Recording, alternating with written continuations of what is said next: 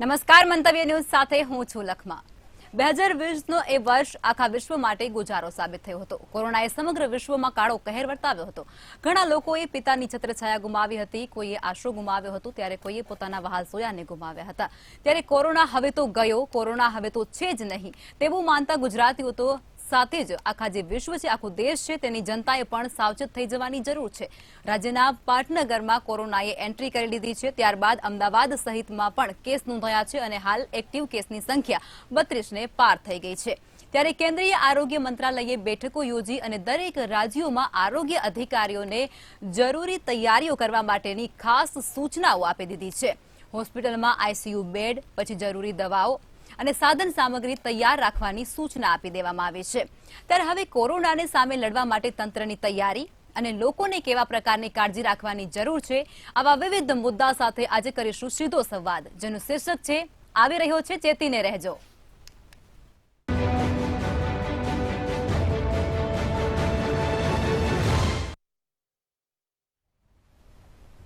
ચર્ચામાં આપણી સાથે રમેશભાઈ વોરા કોંગ્રેસમાંથી જોડાયા છે, senior scientist doctor Rakesh Shah જોડાઈ ચૂક્યા છે। સર, તમારી પાસે આવીશ રાકેશ સર કે કોરોનાનો નવો વેરિયન્ટ JN1 એ કેટલું ખતરનાક સાબિત થઈ શકે છે તે વિસ્તારપૂર્વક સમજાવો। હું તમને આજે થોડુંક વધારે આમાં ડિટેલમાં વાત કરું કે કોરોનાને આપણે જે મેડિકલ ટર્મિનોલોજીથી જે ઓળખીએ છીએ, થોડી વાર માટે એને મેડિકલ ટર્મિનોલોજીને સાઈડ પર મૂકી દઈએ। આને અમે બાયોલોજિકલ વેપન તરીકે અમે કન્સિડર કરીએ છીએ અને આ બાયોલોજિકલ વેપન જ્યારે પણ એક્ટિવેટ થતું હોય છે તે લગભગ 5 થી 7 વર્ષ સુધી એ એક્ઝિસ્ટન્સ કરતું હોય છે। એટલે આપણે 2019માં જ્યારે આને એક્ટિવલી વર્લ્ડે આ કોરોનાને જોયેલું છે તો આપણે એમ માનીને ચાલવું પડશે કે 2024-2025 સુધી આ કોરોના રહેવાનું છે। હવે બીજી બાજુ આપણે વાત કરીએ કે જે કોરોનાના ઓમિક્રોનના એક્સટેન્શન જે BA.2 જે કહીએ છીએ .86 અને એનું નામ આપણે JN1 કરીને એને આપેલું છે અને આ જે વાયરસ છે એ એટલો ઇન્ફેક્શન છે કે જે 20 ગણો ઇન્ફેક્શન છે એવું ઓમિક્રોનમાં પણ આને વાત કરેલી છે આગળ। છતાં આ સિવિયરિટી પોઈન્ટ ઓફ વ્યૂ આ સિવિયર અત્યારે હાલમાં નથી, કારણ કે આને જ્યારે વેરિયન્ટ પોતાનું સ્વરૂપ બદલશે ત્યારે નક્કી થશે કે આ કેટલો ઘાતક છે।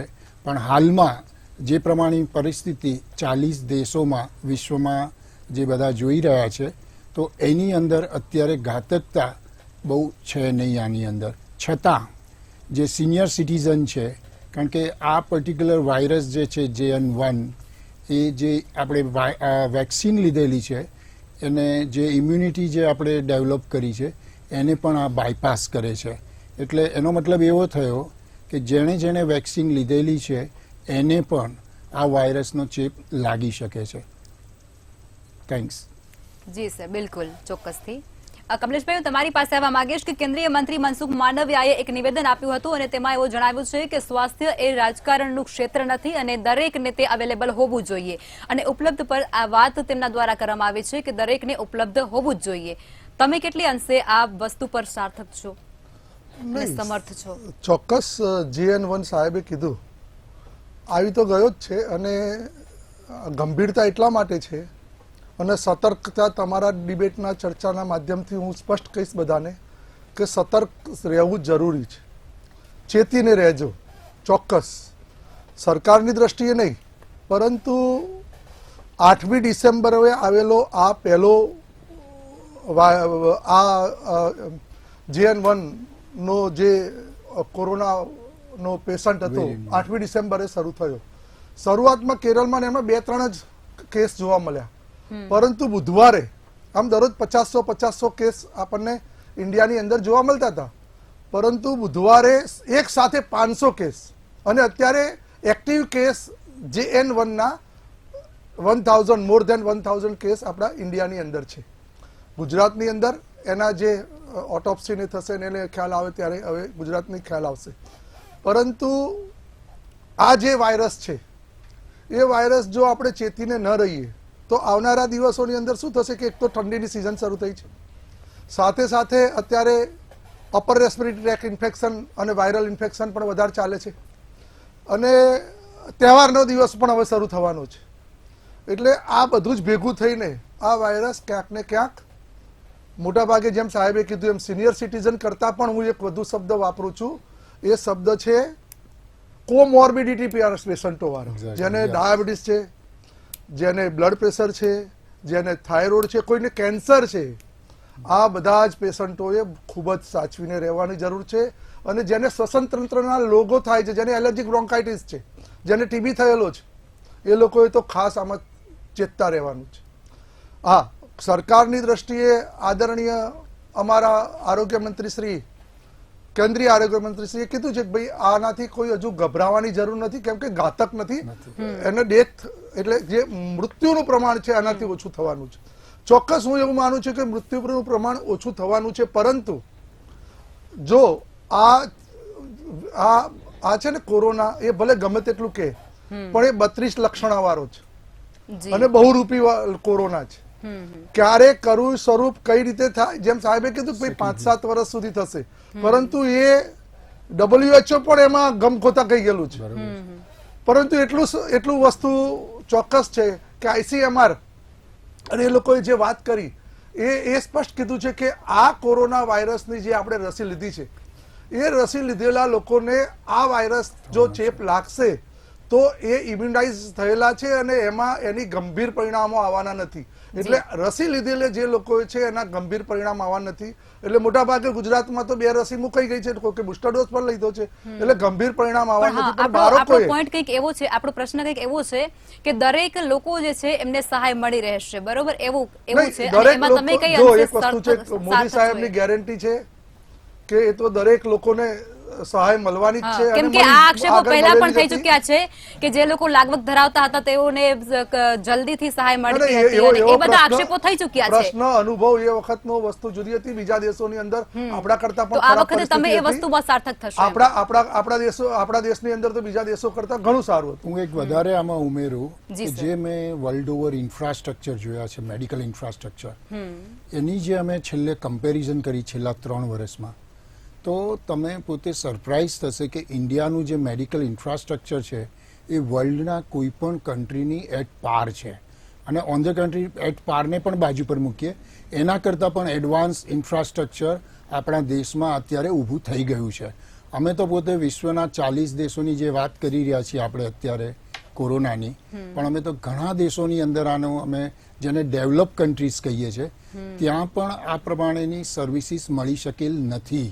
અને એ સંજોગોમાં ઇન્ડિયામાં આપણે જે પ્રમાણે કંટ્રોલ કરેલું છે સેકન્ડ વેવ અને એના પછીના જે બીજા વેવમાં, that was an excellent work which has been done. સરજી, તમારી વાત 110% સાચી છે કે અમેરિકામાં જ્યારે લોકડાઉન હતું ત્યારે એક સોઈન પણ નથી મળતી સાહેબ. એટલી પરિસ્થિતિ ખરાબ હતી, દવાઓ નથી મળતી બધાને, અને આપણે ઇન્ડિયામાં મેનેજ કર્યું. ચોક્કસ આપણી સામે ખતરો હતો અને આપણે ઘણું બધું ગુમાવ્યું છે, પરંતુ છતાં પણ ઇન્ડિયા ઇઝ કેપેબલ. અને મોદી સાહેબની ગેરંટી છે કે આવનારા દિવસોની અંદર ગમે તેવો વાયરસ ઘાતક થશે પણ આપણે પહોંચી વળીશું. બિલકુલ. રમેશભાઈ, તમારી પાસે આવવા માંગીશ કે નવો વેરિયન્ટ એ માઇલ્ડ છે, તેનાથી ચિંતા કરવાની જરૂર નથી, એવું નિવેદન છે તે મંત્રી શ્રી ઋષિકેશભાઈ પટેલ દ્વારા કહેવામાં આવ્યું હતું. તેનાથી વાયબ્રન્ટ સમિટને કોઈ પણ ખતરો નથી તેવું પણ કહેવામાં આવ્યું છે. તો અહીં સાવચેતી અને સતર્કતા રાખવાનું જે આખું કહેવામાં આવી રહ્યું છે, તેમાં આપ કેટલા અંશે સહમત છો? બેન, જે પ્રકારે અત્યારે નવો વેરિયન્ટ JN1 નામનો આવ્યો છે, અને જે પ્રમાણે WHO એવું કહે છે કે ખાસ કરીને જે દૂષિત હવાવાળી જગ્યા હોય ત્યાં જવું નહીં, ભીડવાળી જગ્યા હોય ત્યાં જવું નહીં, આવું WHOએ સ્ટેટમેન્ટ આપ્યું છે અને ન્યૂઝપેપરમાં પણ છપાયા છે. હવે મારે આજના દિવસે વાત એ કરવી છે કે આપણે એક વખત તો 2020માં જ્યારે કોરોના આવ્યો એની પરિસ્થિતિ સમગ્ર ભારતે સહન કરી વેઠી, એમાંથી આપણે કંઈક નવું શીખવાનું છે કે જ્યારે WHO આપણને જો ગાઈડન્સ આપતું હોય, ગાઈડલાઈન આપતું હોય કે તમારે કમ્પલસરી માસ્ક પહેરવું જોઈએ, અને આ 2 જગ્યાએ જે મેં પ્રમાણે વાત કરી કે ભાઈ જે પ્રદૂષિત હવાવાળી જગ્યા હોય અથવા કોઈ ભીડવાળી જગ્યા હોય તો ત્યાં કમ્પલસરી ફરજિયાત માસ્ક પહેરીને જાઓ.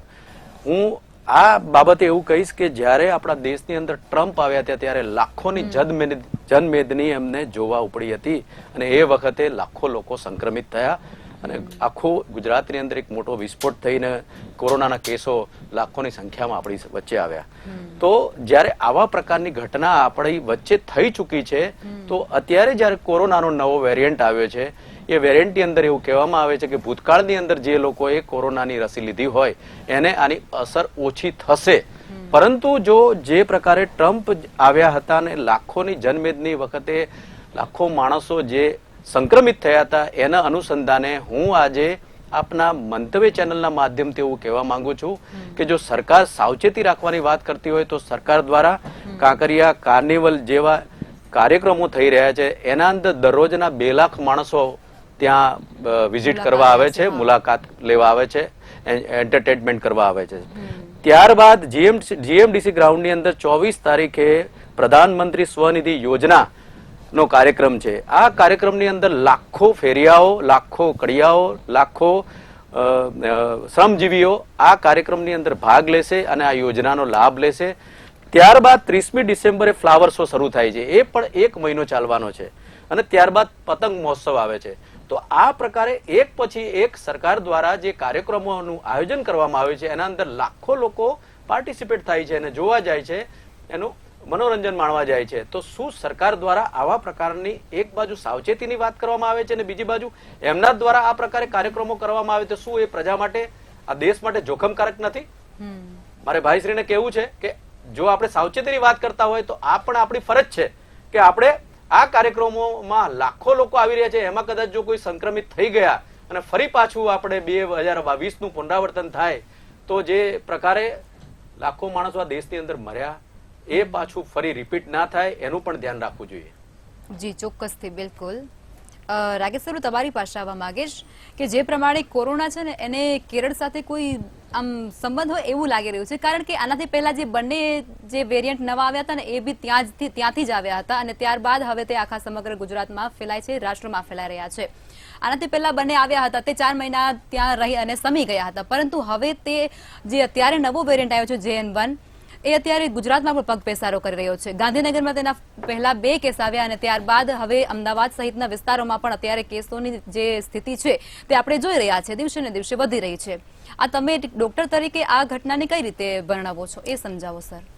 હું આપને ફરી વાર વાત કરું કે એઝ અ સાયન્ટિસ્ટ હું આ કોરોના જે આપણે અત્યારે જે વેરિયન્ટની વાત કરીએ છીએ અને જે 2019માં આપણે જે સ્ટાર્ટઅપ થયું આ પર્ટિક્યુલર વેરિયન્ટનું, એ 2 વચ્ચેનો ડિફરન્સ હું તમને કહું કે જ્યારે પણ આવી રીતે વર્લ્ડમાં બાયોલોજિકલ વેપન કે આવી રીતના જે ઇન્ફેક્શિયસ બેઝથી જે કોઈ પણ ડિસીઝ આગળ વધતા હોય છે, એની અંદર એક વાત ખાસ હોય છે કે એક વખત ઇન્ફેક્શન સ્ટાર્ટ થાય છે ત્યારે એની ચેઇન રિએક્શન આખું ઊભું થતું હોય છે. સો અલ્ટિમેટલી સાયન્ટિસ્ટ, ડૉક્ટર્સ અને ગવર્મેન્ટનો અમારું એક જ એવી રીતનો પ્રયત્ન હોય છે કે આ ચેઇનને તોડવાની હોય છે. Once we break the chain ત્યાર પછી છે ને એના કેસીસ ઘટતા હોય છે. એટલે અમારા તરફથી જ્યારે રિસર્ચ ઇન્સ્ટિટ્યૂટ અમે આજે વર્લ્ડ લેવલની અહીંયા અમદાવાદમાં ચલાવીએ છીએ અને લગભગ 30 વર્ષથી આ કોરોનાની અંદર અમે કામ કરી રહ્યા છીએ અને એના બેઝથી અમે જે આજે વાત કરીએ છીએ કે અમારી જેટલી એડવાઇઝરી અમે ડિક્લેર કરેલી, નોટ ફોર ઇન્ડિયા પણ બીજા બધા દેશો માટે પણ, તો એ સાચી નીવડી છે. આજે તમે છેલ્લા 6 વર્ષના અમારી જેટલી પણ એડવાઇઝરી છે અને તમે જો ફોલો કરો તો અમારો પોતાનો પ્રયત્ન કેવો હોય છે કે ડૉક્ટર પાસે પેશન્ટ ઇન્ફેક્શન થયા પછી પહોંચે એ પહેલાં આને કેવી રીતે કંટ્રોલ કરી શકાય અને એના માટેના અમે પ્રયત્ન પણ કરેલા છે. એટલે આઈ એમ ડેમ શ્યોર કે હવેનો જે આ વેરિયન્ટ છે એ એટલો ઇન્ફેક્શિયસ નથી, છતાં જેણે વેક્સિન લીધેલી છે એને પણ આ વેરિયન્ટની અસર થવાની છે. એટલે એવું માનવાની જરાય જરૂર નથી કે આપણે જે આ વેક્સિન લીધેલી છે એટલે આપણને આની અસર થવાની નથી, પણ આની જે ઇમ્પેક્ટ જે પડવાનો છે એ ડેફિનેટલી ઓછો છે. એટલે હજી પણ હું એવું કહીશ કે 1 મહિનો જવા દઈએ અને આ વેરિયન્ટ જો એનું સ્વરૂપ બદલે છે તો પછી આની કેવી અસર થશે અને એના માટે જે ઇન્ફ્રાસ્ટ્રક્ચર ગુજરાતે અને દેશે જે હોસ્પિટલની અંદર ઊભું કરવું પડે કે જે ઓક્સિજન માટેની જે વ્યવસ્થા ઊભી કરવાની, આઇસોલેટેડ વોર્ડની જે વ્યવસ્થા ઊભી કરવાની, એ અત્યારે કરી જ રહ્યા છે. એટલે હું અહીંયા એવું કહું છું કે એ સિચ્યુએશન આવે એ પહેલાં ગવર્મેન્ટ જો જાગતી હોય તો મેં આ ઇન્ડિયાની અંદર જોયું છે. નહીંતર વિશ્વના બીજા દેશોમાં તમે જો કદાચ વિઝિટ કરી હશે તો આપને ખ્યાલ હશે કે જ્યારે આ સિચ્યુએશન ક્રિએટ થાય છે ત્યાર પછી ગવર્મેન્ટ એક્શનમાં આવતી હોય છે. જ્યારે આપણા દેશની અંદર આ સિચ્યુએશન ક્રિએટ થાય એ પહેલાં હોસ્પિટલ, અમારી જ વાત કરીએ તો અમે મોક ડ્રીલ લગભગ 4 થી 5 તો મોક ડ્રીલ અમદાવાદમાં કરેલા છે, અને જેટલી હોસ્પિટલ છે એની જોડે અમે કોર્ડિનેશનમાં અમે કામ કર્યું છે. તો દરેક હોસ્પિટલે મોક ડ્રીલ કરેલા છે, અને આવી મોક ડ્રીલની પ્રથા બીજા કોઈ દેશમાં નથી જે આપણા દેશમાં છે. અને એ જે બાબત છે જે એ આપણી જે આ પ્રજાને આ વેરિયન્ટથી બચાવી લેશે. જી સર, બિલકુલ ધ્યાન રાખવું જરૂરી છે અને સતર્ક Yeah. રહેવું પણ જરૂરી છે. કમલેશભાઈ, તમારી પાસે આવવા માંગીશ કે ફરી એક વખત દેશના દરવાજા પર કોરોનાએ દસ્તક દીધી છે અને ખતરો મંડરાઈ રહ્યો છે, ત્યારે ડબલ એન્જિનની સરકાર કેવા પ્રકારની તૈયારી કરી રહી છે તે જણાવો, અને એ પણ સમજાવો કે જો આપણે તો એવું જ કહીએ છીએ કે વિકટ પરિસ્થિતિ ના આવે, પરંતુ જો ક્યારેક વિકટ પરિસ્થિતિ આવશે તો શું પહેલાની જેમ લોકોને હેરાન થવાનો વારો તો નહીં આવે ને? આમે ભૂતકાળમાંથી આ સરકાર ઘણું બધું શીખી છે, અને આ મેડિકલ ટર્મિનોલોજીની વસ્તુ જુદી હોય છે અને સામાન્ય વહીવટ જે કરતા હોય છે એ લોકો જુદો હોય છે.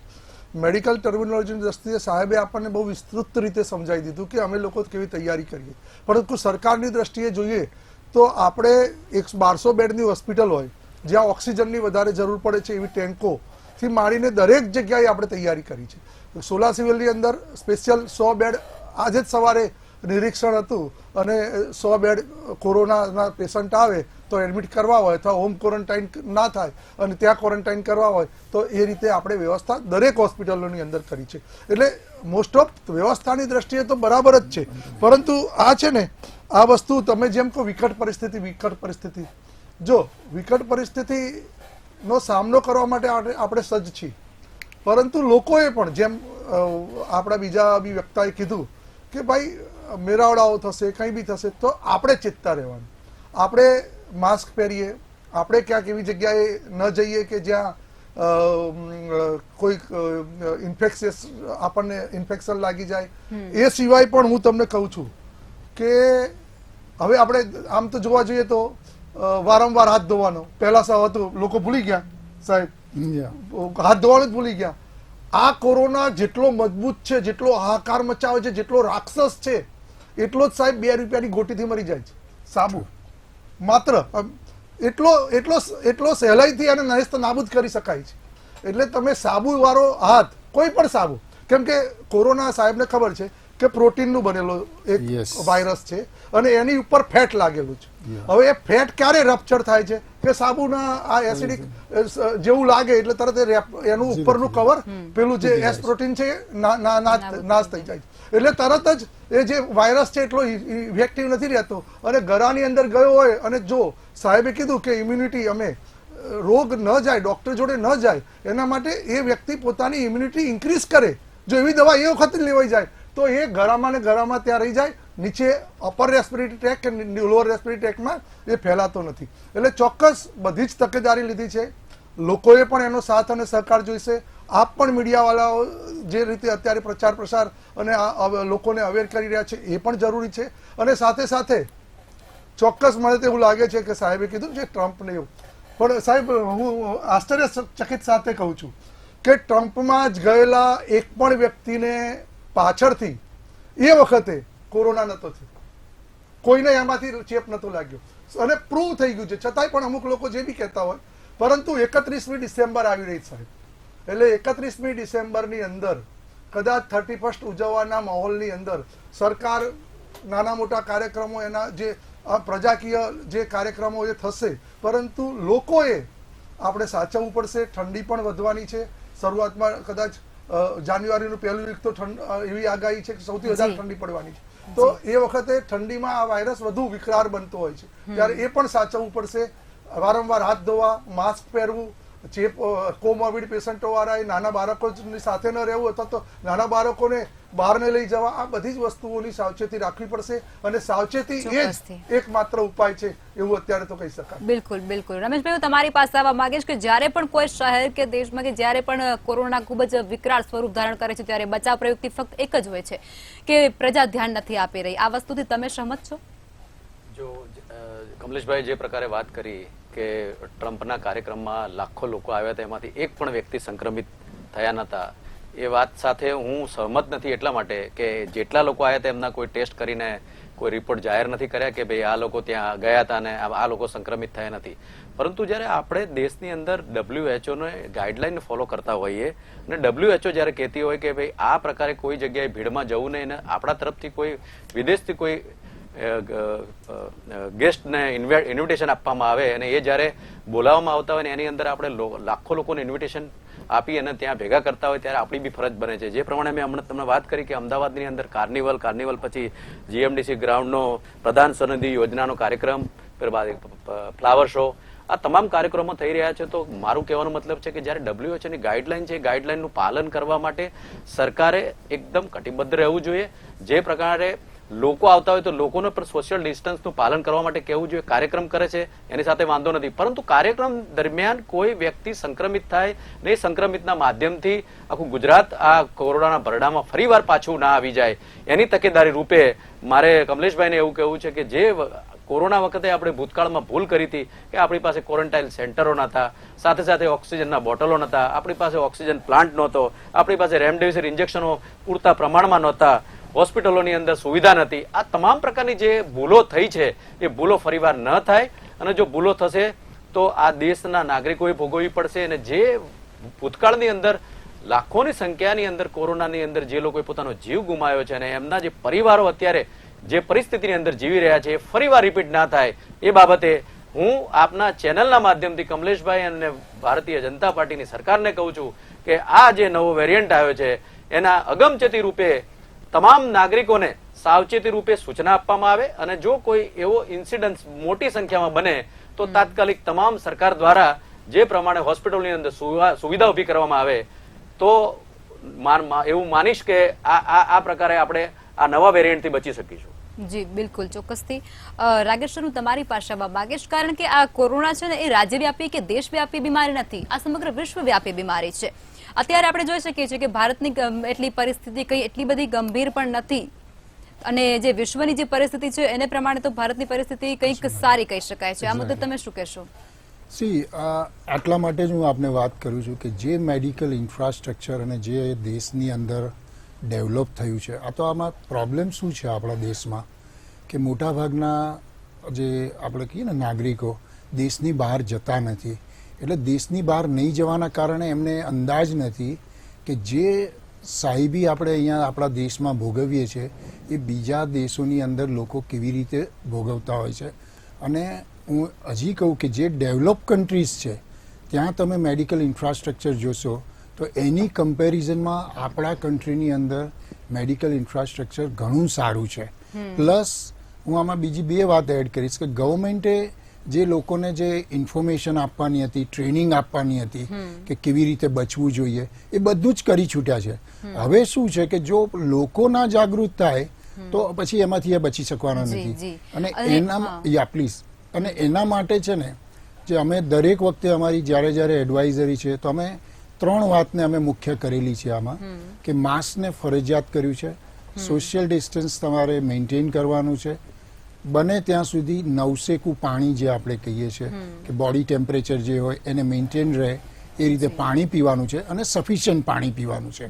બિકોઝ અલ્ટિમેટલી આ વાયરસને સ્ટે થવા માટે એક્સેસિવ વોટર, એક્સેસિવ એર અને એક્સેસિવ ફોરેન પાર્ટિકલ્સ આ જે બોડીની અંદર જે રહેલા હોય છે એની અંદર આ સ્ટે થતું હોય છે. હું થોડુંક ઉમેરવા માંગીશ કે આ લોકો છે એને કેવા પ્રકારનું આહાર અને વિહાર લેવું જોઈએ જેનાથી આ કોરોના છે એ ઓછું પગપેસારું કરી શકે?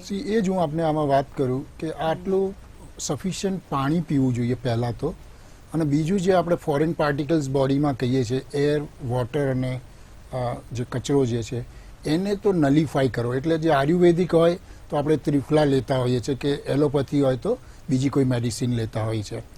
પ્લસ એને ડેલી હાઇજેનિક ફૂડમાં એને વેજીટેબલ અને ફ્રૂટ્સનો ઉપયોગ કરવો જ જોઈએ. અને તળેલું અને ફાસ્ટ ફૂડ છે એને બને એટલો ઓછો ઉપયોગ કરશે. અને આના કારણે એની જે ઇમ્યુનિટી વધશે, એટલે કદાચ જો વાયરસની એને ઇન્ફેક્શન લાગશે તો એ એની એક્સ્ટ્રીમ પોઝિશન ઉપર નહીં જાય. અને આ જ આપણો અત્યારે દવા છે એમ માનીને આને આગળ વધવું પડશે. અને કેર લેવાની જે વાત કરી કે સોશિયલ ડિસ્ટન્સ, માસ્ક પહેરવાનું છે, અને જ્યાં પણ 10 જણને મળી લીધું રોજ, પછી મળવાનું બંધ કરી દેવાનું. અને જ્યાં 10 થી 20 માણસો છે ત્યાં પગ નહીં મૂકવાનો. આટલા નિયમોને જો ફોલો કરશે તો આમાંથી એ જરૂર બચી શકશે. જી બિલકુલ. રમેશભાઈ, તમારી પાસે આવવા માંગીશ કે કેરળ, કર્ણાટક, તમિલનાડુ બાદ ગુજરાતનો નંબર આવે છે કોરોનાના જે કેસ વધી રહ્યા છે, એમાં કઈ પરિસ્થિતિ ગુજરાતમાં સર્જાશે ને તમે આ બધી પરિસ્થિતિ છે એનું તાગ શું મેળવી રહ્યા છો એ દર્શકોને સમજાવો. મેડમ, જે પ્રકારે રાકેશભાઈ બહુ સરસ વાત કરી કે ભીડમાં જવું નહીં અને એક વખત કોઈ 10-15 વ્યક્તિને મળ્યા તો પછી ફરી જવું નહીં. પરંતુ હું આજે આપણે વચ્ચે જે ડિસ્કશન ચાલી રહી છે એ મૂળ મુદ્દાની વાત એ જ આવે છે કે આપણે ભીડની અંદર જવાનું ટાળીએ અને ભીડની અંદર બને ત્યાં સુધી ના જવું જોઈએ એવી WHO ની ગાઈડલાઈન છે. રાકેશભાઈ બી વાત કરી. તો પછી કહેવાનો મતલબ કે જે આ કાર્યક્રમો આટલી મોટી સંખ્યામાં થયા છે કે દરરોજના 2-2 લાખ લોકો ભેગા થવાના છે, એ પણ એક ચિંતાનો વિષય છે. ક્યાંક ને ક્યાંક એવું લાગે છે કે શું કોઈ આટલી મોટી ભીડમાંથી જો કોઈ 5-25 હજાર માણસો સંક્રમિત થઈ ગયા તો અમદાવાદ અને ગુજરાતની પરિસ્થિતિનું શું થશે? એટલે ખાસ કરીને મારે રાકેશભાઈની વાત સાથે હું સંમત છું. રાકેશભાઈ બહુ સરસ માર્ગદર્શન આપ્યું. એના અગમચેતી રૂપે આપણે શું કરવું જોઈએ અને એના સિમ્ટમ્સ શું હોય છે. પરંતુ સરકારની જવાબદારી છે કે એક વખત આપણે જે ભોગવી ચૂક્યા છે ફરીવાર આ ભોગવવું ના પડે. એના માટે જે કાર્યક્રમો એક પછી જે થઈ રહ્યા છે એની અંદર સ્પેશિયલી ધ્યાન રાખવામાં આવે, સોશિયલ ડિસ્ટન્સનું પાલન કરવામાં આવે. જો કોઈ મોટો ઇશ્યુ બનશે તો એના માટે આ કાર્યક્રમો જવાબદાર છે. ચોક્કસથી, બિલકુલ. રાકેશભાઈ, કમલેશભાઈ અને રમેશભાઈ અમારી સાથે ચર્ચામાં જોડાયા તે બદલ આપનો ખૂબ ખૂબ આભાર.